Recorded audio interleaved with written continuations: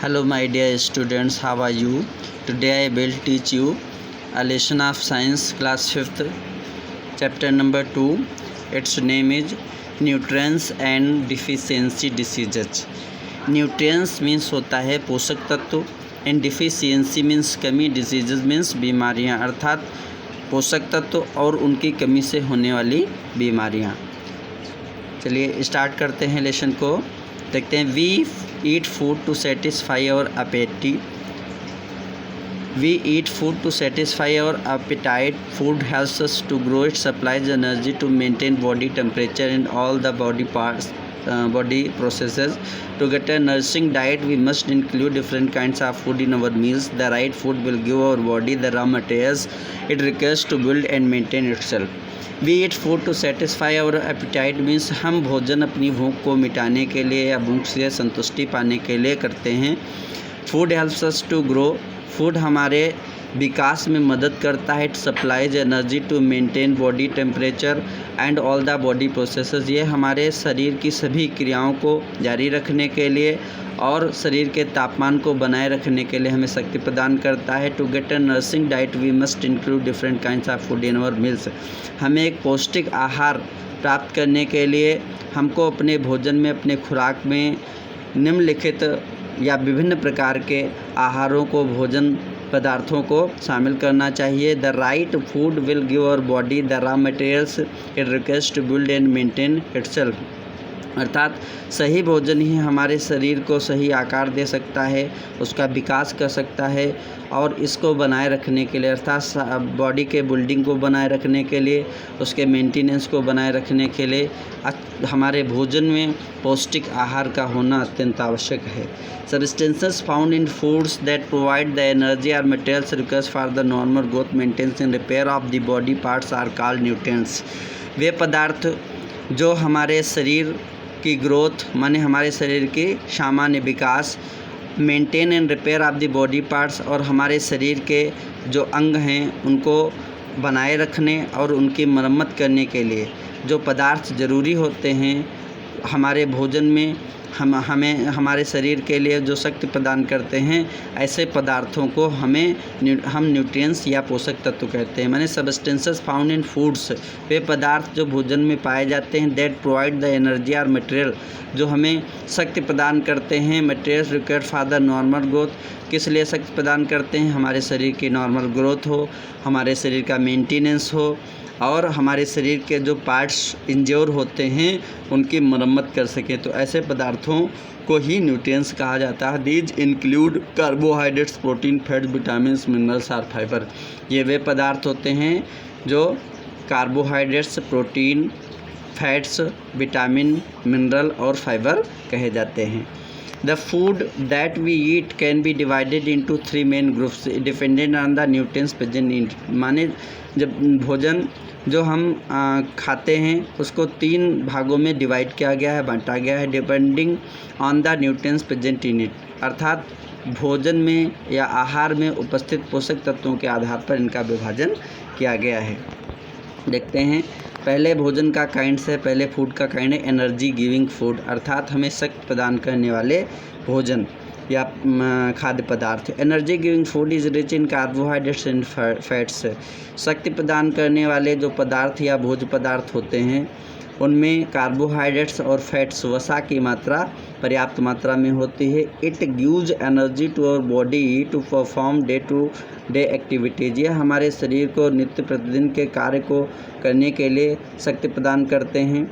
अर्थात इस प्रकार के जो भोजन होते हैं जो हमें शक्ति प्रदान करते हैं उनमें कार्बोहाइड्रेट्स और फैट्स पर्याप्त मात्रा में होता है ताकि हम अपने नित्य प्रतिदिन की जो कार्यशैली होते हैं, काम होते हैं, उनको निपटा सकें, कर सकें, उसके लिए हमें शक्ति प्रदान करते हैं।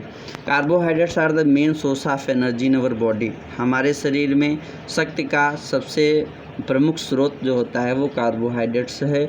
दे provide instant energy to our body. ये हमारे शरीर को तुरंत शक्ति प्रदान करते हैं। अर्थात हम कोई भी ऐसे आहार को जब ग्रहण करते हैं, खाते हैं जिसमें कि कार्बोहाइड्रेट्स उपस्थित होता है तो हमें उसको ग्रहण करने के तुरंत बाद ही जल्दी ही एनर्जी महसूस होने लगती है, शक्ति महसूस होने लगती है। Carbohydrates are sweet in taste. ज़्यादातर कार्बोहाइड्रेट्स जो होते हैं उनका स्वाद मीठा होता है। A person doing physical work needs more energy, so he she should take more food that is rich in carbohydrates. अर्थात एक आदमी जिसको ज़्यादा शारीरिक फिजिकल वर्क करना पड़ता है उसको अधिक शक्ति की भी ज़रूरत होती है। वह स्त्री या पुरुष, ही सी से यहाँ पर मीन्स है स्त्री या पुरुष कोई भी हो, he she should take more food that is rich in carbohydrates. तो उसे ऐसे भोजन की अधिक आवश्यकता है जिसमें कार्बोहाइड्रेट्स की मात्रा अधिक हो। We get carbohydrates from potato, sugar, jaggery, honey, jam, rice, wheat etc। हमको पोटैटो में अर्थात आलू में, शुगर माने शक्कर में, शुगर केन से बनती है शक्कर, और शक्कर में, जैगरी मीन्स गुड़ या राब मिठाई, हनी शहद, जैम मुरब्बा, राइस चावल, वेट गेहूँ आदि चीज़ों में पर्याप्त मात्रा में कार्बोहाइड्रेट्स प्राप्त हो जाता है, मिल जाता है। अब देखते हैं फैट्स को पढ़ते हैं। Fats also give energy to our body, माने वसा हमारे शरीर को शक्ति प्रदान करते हैं, वसा भी हमारे शरीर को शक्ति प्रदान करती है। They give more energy than carbohydrates, ये कार्बोहाइड्रेट की अपेक्षा अधिक शक्ति प्रदान करते हैं। But unlike carbohydrates they do not give us instant energy, लेकिन ये कार्बोहाइड्रेट की भांति हमें इंस्टेंट एनर्जी अर्थात तुरंत शक्ति प्रदान नहीं करते हैं। माने हम जब कोई कार्बोहाइड्रेट्स की वाली चीज़ खाते हैं जिसमें कार्बोहाइड्रेट की मात्रा होती है तो उससे हमको तुरंत ही एनर्जी फील होने लगती है, लेकिन जब हम कोई ऐसे पदार्थ को खाते हैं जिसमें फैट होता है तो हमको उसको खाने के तुरंत बाद ही एनर्जी महसूस नहीं होती है। और इसका एक नुकसान भी है, अधिक फैट डिपॉजिट्स चीज़ों को खाने से, अधिक चिकनाई युक्त चीज़ों को खाने से इसका एक नुकसान है। Too much of fats causes obesity, अगर हम ज़्यादा वसा को अपने शरीर में लेते हैं अर्थात ज़्यादा वसा युक्त चीज़ों का सेवन करते हैं तो हमको ओबेसिटी अर्थात मोटापा की बीमारी हो सकती है। So we should eat fats, इसलिए हमको अपने खाद्य पदार्थों में, अपने भोजन में कम ही मात्रा में फैट डिपॉजिट्स लेना चाहिए अर्थात वसायुक्त चीज़ों को खाना चाहिए। Fats give us heat and energy, वसा हमारे शरीर को ऊष्मा और शक्ति प्रदान करती है अर्थात शरीर को गर्म रखती है और शरीर को शक्ति प्रदान करती है। That is why eating fatty food in winter keeps us warmer, इसीलिए ठंड के मौसम में चिकनाई युक्त चीज़ें खाने से हमारा शरीर गर्म रहता है और हमें ठंड कम महसूस होती है। Cream, butter, ghee and oil are rich in fats, मलाई, मक्खन, घी और तेल आदि इन चीज़ों में पर्याप्त मात्रा में फैट पाया जाता है। बॉडी बिल्डिंग फूड्स, कुछ ऐसे भोजन जिससे हमारे शरीर का निर्माण होता है अर्थात शरीर का निर्माण करने वाले भोज्य पदार्थ, इनके बारे में देखते हैं। Food items rich in proteins are called body building foods, वे भोज्य पदार्थ जिनमें पर्याप्त मात्रा में प्रोटीन पाया जाता है उनको हम शरीर निर्माणक भोज्य पदार्थ कहते हैं।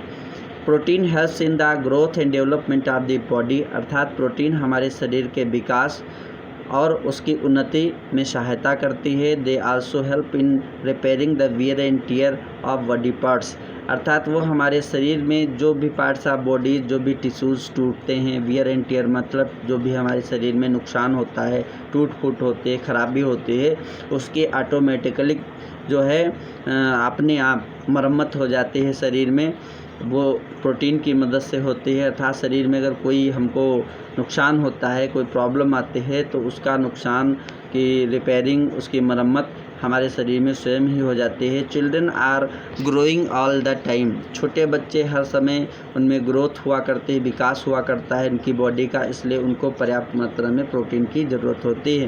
दे need more protein than adults, वयस्कों की अपेक्षा अर्थात बड़ों की अपेक्षा छोटे बच्चों को प्रोटीन्स की अधिक मात्रा में ज़रूरत होती है। Pulses, milk, eggs, cheese and fish are in rich in proteins, अर्थात पल्सेज में दाल, जितनी भी दालें होती हैं इनमें पर्याप्त मात्रा में प्रोटीन पाई जाती है। मिल्क, दूध में, एक संडे में, मीट, मांस में, कर्ड में, चीज में and fish and rich in proteins, मतलब दही, दूध, मक्खन, अंडा, दाल आदि में पर्याप्त मात्रा में प्रोटीन्स प्राप्त होती है, पाई जाती है।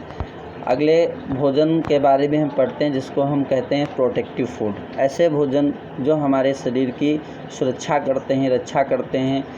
Food rich in vitamin and minerals in is called protective food, वे भोज्य पदार्थ जिनमें पर्याप्त मात्रा में विटामिन और मिनरल, खनिज लवण पाए जाते हैं, खनिज पदार्थ पाए जाते हैं, ऐसे पदार्थों को हम प्रोटेक्टिव फूड या रक्षात्मक भोजन कहते हैं। They protect our body from different diseases and keep us healthy. ये भोज्य पदार्थ हमको विभिन्न प्रकार की बीमारियों से हमारी सुरक्षा करते हैं और हमें स्वस्थ बनाए रखते हैं। Vitamins and minerals are needed only a small amount. Vitamins और मिनरल्स ये हमारे शरीर को कम ही मात्रा में इनकी ज़रूरत होती है। They are also needed for good vision and healthy skin.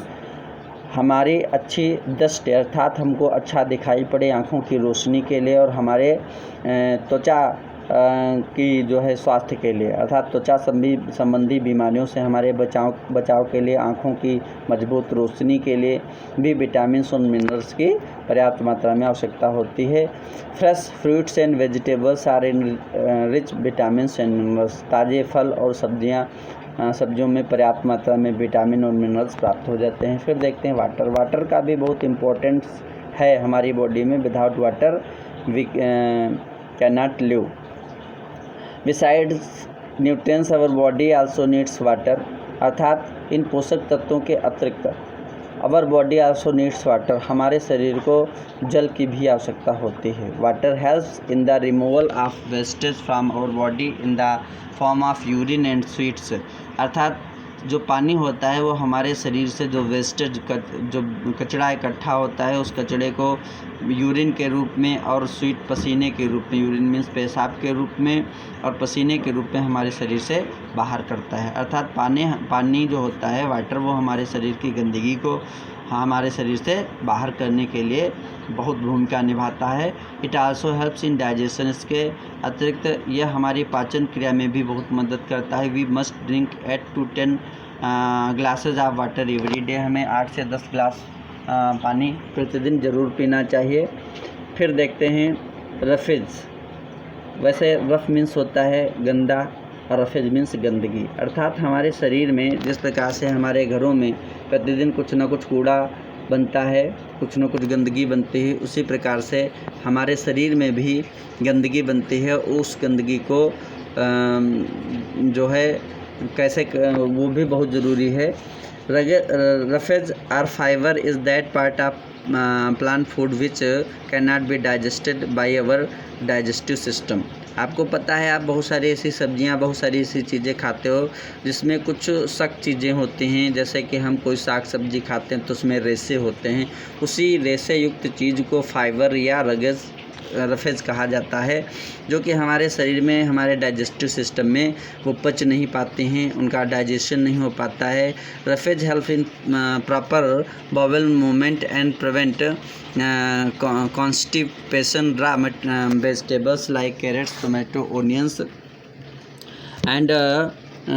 onions and radish provide a lot of fiber to our body, so we must include lots of salad in our diet।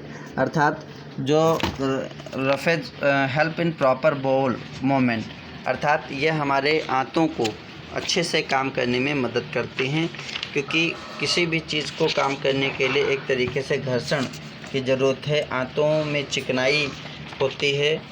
अगर हम कोई ज़्यादा fatty चीज़ खा लेते हैं तो साथ में अगर हम कोई ऐसी चीज़ खाते हैं जिसमें फाइबर है, रेशे हैं, तो ऐसी चीज़ हमारी आंतों को काम करने में मदद करते हैं। और सबसे इम्पोर्टेंट बात है प्रिवेंट कॉन्स्टिपेशन। ध्यान रखें, कॉन्स्टिपेशन माने कब्ज, अर्थात में कब्ज हो जाता है, गैस बनने लगते हैं, उस बीमारी से हमें ये निजात दिलाते हैं। तो हमारे भोजन में पर्याप्त मात्रा में रफेज या फाइबर का होना भी अत्यंत आवश्यक है। रॉ वेजिटेबल्स माने कच्ची सब्जियां जैसे कि कैरेट, गाजर, टोमेटो, टमाटर, ओनियंस, प्याज, रेडिश माने मूली provide a lot of fibre in our body. ये हमारे शरीर में पर्याप्त मात्रा में फाइबर इकट्ठा कर देते हैं या प्रदान कर देते हैं हमारे शरीर को। So we must include lot of salad in our diet. इसलिए हमें अपनी खुराक में, अपने भोजन में पर्याप्त मात्रा में सलाद का प्रयोग करना चाहिए या सलाद को सम्मिलित करना चाहिए। फिर देखते हैं अ बैलेंस डाइट माने एक संतुलित आहार किसको हम कहेंगे, या संतुलित आहार क्या होता है, इस बारे में हम पढ़ेंगे। देखते हैं a diet which contains all the nutrients in the right amount of proper growth and functioning of the body is called a balanced diet। एक ऐसी खुराक which contains all the nutrients in the right amount of proper growth and functioning of the body, माने हमारे शरीर उसके proper function करने के लिए, कार्य करने के लिए और उसके प्रॉपर विकास करने के लिए जो सही मात्रा में जिसमें पोषक तत्व पाए जाते हैं, ऐसी खुराक को हम, ऐसे भोजन को हम संतुलित आहार कहते हैं। अर्थात वह आहार जिसमें हमारे शरीर की प्रॉपर, हमारे शरीर के सभी जितने भी पार्ट्स ऑफ बॉडीज हैं उनको कार्य करने के लिए, हमारे शरीर की ग्रोथ के लिए पर्याप्त मात्रा में जिस भोजन में हमें न्यूट्रिएंट्स मिलें, पोषक तत्व मिलें, या जिस भोजन में वो पोषक तत्व सम्मिलित हों जो हमारे शरीर की प्रॉपर ग्रोथ कर सकें, हमारे शरीर के प्रॉपर फंक्शनिंग के लिए जिसमें पर्याप्त मात्रा में पोषक तत्व हों, ऐसी खुराक को, ऐसे भोजन को हम बैलेंस्ड डाइट या संतुलित आहार कहते हैं। अ balanced diet keeps us healthy and strong. एक संतुलित आहार हमारे शरीर को स्वस्थ और मजबूत रखता है। Let's remember some good food habits. आओ कुछ अच्छे भोजन की बातों को, आदतों को याद करते हैं, उन पर ध्यान देते हैं। नंबर 1, जब भी हम भोजन करते हैं तो उस समय कौन कौन सी चीज़ें ध्यान रखने योग्य हैं के बारे में यहाँ पॉइंट टू पॉइंट समझेंगे। नंबर 1 है wash the vegetables before cutting them. इस बात को ध्यान रखें कि जब भी किसी सब्जी को आप काटेंगे तो सब्जी को काटने से पहले अच्छे से साफ़ पानी से ज़रूर धुल लें। Washing cut fruits removes nutrients from them specially vitamins. एक बहुत इम्पॉर्टेंट बात है, कुछ लोग सब्जियों को काटने के बाद में धुलते हैं, ऐसा नहीं करना चाहिए। ऐसा करने से जो भोज्य पदार्थों में विटामिन्स की मात्रा होती है वो ख़त्म हो जाते हैं, नष्ट हो जाते हैं। तो वॉशिंग कट फ्रूट्स रिमूव्ड, अगर आप फलों को काट करके धुलेंगे तो उसके पोषक तत्वों में कमी आ जाएगी, खासकर उसमें विटामिन्स की मात्रा कम हो जाएगी। तो फलों को या सब्जियों को इस्तेमाल करने, खाने से या पकाने से पूर्व अच्छे से धुल लें, साफ़ कर लें, उसके बाद में उसको नहीं धुलें। Number 2, do not over cook or under cook the food. Over cook means आवश्यकता से अधिक पकाना, अंडर कुक माने आवश्यकता से कम पकाना। तो कभी भी हमको भोजन को ना से अधिक पकाना चाहिए, ना आवश्यकता से कम पकाना। अनकुक्ड डिफ़िकल्ट टू डाइजेस्ट, और अगर भोजन पका नहीं है तो वो उसका पाचन होना बहुत कठिन होता है। And over cooking destroys the nutrients present in food, और अगर भोजन को हम आवश्यकता से अधिक पका लेंगे तो उसमें उपस्थित पोषक तत्वों की मात्रा नष्ट हो जाती है। तो इसलिए भोजन को ना ही अंडर कुक रखें, ना ही ओवर कुक रखें, न ज़्यादा पकाएं न कम पकाएं। फिर देखते हैं cooking in too much of water and then throwing that water also removes many nutrients। हमने कई होटल्स पे देखा है कि वे लोग राइस को, चावल को जब पकाते हैं तो उसमें आवश्यकता से अधिक वाटर डाल देते हैं, पानी डाल देते हैं। उसके बाद जब वो चावल पकने को होता है तो उसके ऊपर का जो एक्स्ट्रा वाटर होता है उसको निकाल कर फेंक देते हैं। उससे चावल साफ़ बनता है, देखने में बहुत अच्छा लगता है, लेकिन उसके पोषक तत्व, कार्बोहाइड्रेट्स ख़त्म हो जाते हैं। तो कभी भी ऐसा ना करें कि किसी भी पकाने वाली चीज़ में, दाल में या चावल में आवश्यकता से अधिक पानी डाल दें और उसके बाद में उस पानी को निकाल कर हम फेंक दें। इससे भी पोषक तत्वों की मात्रा ख़त्म हो जाती है या कम हो जाती है। Instead use this water in soups and curries, और अगर ऐसा आप करते हो, से एक्स्ट्रा वाटर निकालते हो, तो उसको आप सूप या करी के रूप में इस्तेमाल कर सकते हो। इसके बाद में देखते हैं किंग फूड यूटेंसिल्स मीन्स बर्तन। जब भी हम भोजन को पका रहे होते हैं तो हमें अपने बर्तनों को अच्छे से ढक करके रखना चाहिए, अर्थात बर्तन को ढक करके रखना चाहिए। Never I are warm the food again and again, बार बार अपने भोजन को भूनना नहीं चाहिए, गर्म नहीं करना चाहिए। इससे भी उसके पोषक तत्वों की मात्रा कम हो जाती है या ख़त्म हो जाती है। फिर देखते हैं एक्सरसाइज। जहाँ तक बात करते हैं हम अपने भोजन में बैलेंस डाइट की, अर्थात हमें एक ऐसा भोजन चाहिए जिसमें पर्याप्त मात्रा में न्यूट्रिएंट्स हों, जिससे हमारे बॉडी की प्रॉपर ग्रो हो सके, डेवलपमेंट हो सके बॉडी का। उसी के साथ साथ ये भी ज़रूरी है कि हम एक्सरसाइज, हमारे हेल्दी होने के लिए ज़रूरी है कि हम एक्सरसाइज भी अपने इस रूटीन में इसको सम्मिलित करें, इंक्लूड करें, और एक्सरसाइज कैसे होनी चाहिए इस बारे में यहाँ पर पढ़ेंगे हम। Exercising daily is important as eating a balanced diet. देखिए, जिस प्रकार से एक संतुलित आहार लेना हमारे लिए महत्वपूर्ण है, उसी तरीके से प्रतिदिन एक्सरसाइजिंग भी बहुत ज़रूरी है। Exercise and good food help in building a strong and healthy body. अर्थात व्यायाम करना और उसके साथ साथ में अच्छा भोजन खाना या अच्छा भोजन करना हमारे अच्छे स्वास्थ्य के लिए, हमारे शरीर को मजबूत बनाने के लिए बहुत ज़रूरी है। Regular exercise helps to tone our muscles. अगर हम नियमित व्यायाम करते हैं तो इससे हमारी मांसपेशियां मजबूत होती हैं, मांसपेशियों को एक अच्छा आकार मिलता है। Makes us lean and active. हम मोटे नहीं होंगे आवश्यकता से अधिक। हमारा शरीर लीन अर्थात मजबूत दुबला पतला रहेगा। हम स्फूर्तिवान एक्टिव रहेंगे। एक बात ध्यान रखना कि कोई भी आदमी जो आवश्यकता से अधिक मोटा होता है उसको आप स्वस्थ नहीं कह सकते हो, वो अस्वस्थ की श्रेणी में आता है, क्योंकि आवश्यकता से अधिक मोटा होना एक बीमारी है, एक परेशानी है। तो इस बीमारी से निजात पाने के लिए ज़रूरी है कि हम रेगुलर एक्सरसाइज भी करते रहें। It also gives our body a graceful look.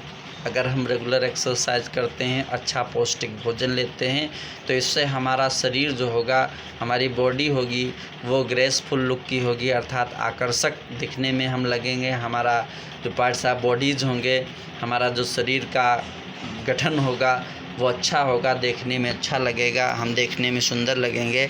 Exercise helps in proper circulation of blood through out the body. व्यायाम करने से हमारे शरीर के प्रत्येक पार्ट में, प्रत्येक शरीर के हिस्से में ब्लड सर्कुलेशन अच्छे से होता है, अर्थात रक्त संचार अच्छे से होता है। शरीर के हर हिस्से में, हर नस में ब्लड पहुंचता है properly. It is turn enables our heart, lungs and nervous system to work effectively. और इसका और भी एक सबसे अच्छा फ़ायदा है कि यह हमारे दिल, हमारे फेफड़े और हमारी पूरे तंत्रिका तंत्र को प्रभावशाली ढंग से काम करने में मदद करता है। अब देखिए पोस्चर क्या होता है। ये पोस्चर एक ऐसी कंडीशन है, posture is that position in which we hold the body when we move. जब हम चलते हैं, मूव, स्टैंड और सिट, अर्थात जब हम मूव करते हैं, चलते हैं, स्टैंड होते हैं, खड़े होते हैं, या फिर बैठते हैं, उस स्थिति में हम अपने शरीर को संभालते हैं।